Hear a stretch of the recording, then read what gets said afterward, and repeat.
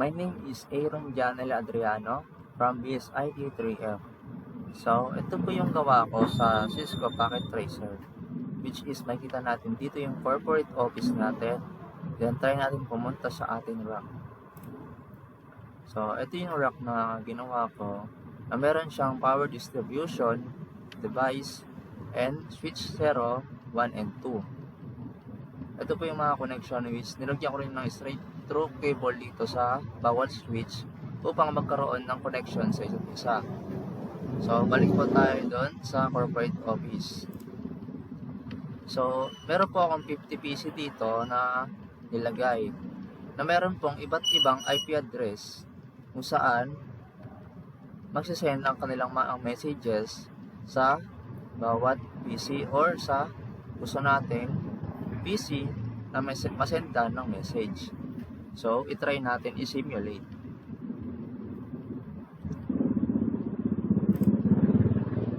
Dahil maglalag ang PC natin sa 50 PC, ang itatry ko na lang ay PC 0 to PC 50.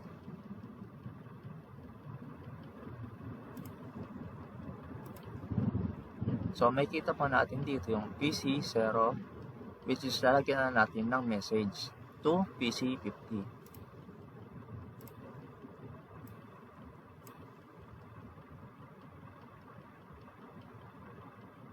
Ayan. So, itry na po natin i-run. So, makikita po natin na pumunta na po siya sa telecommunication.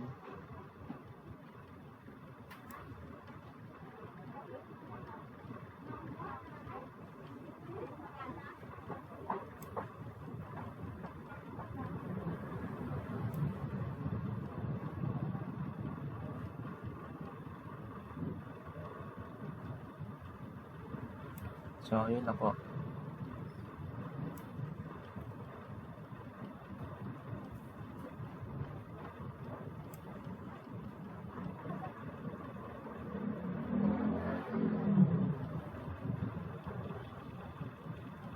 Then, bumalik na siya sa PC 0.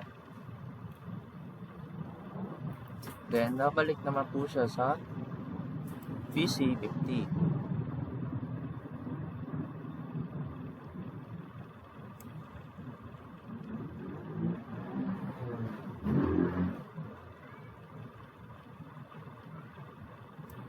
Ayan po.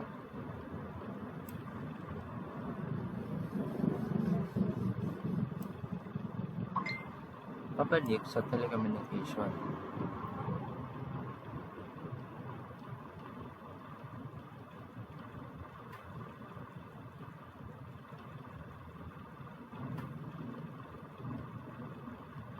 Then, nabalik ulit siya sa PC 0.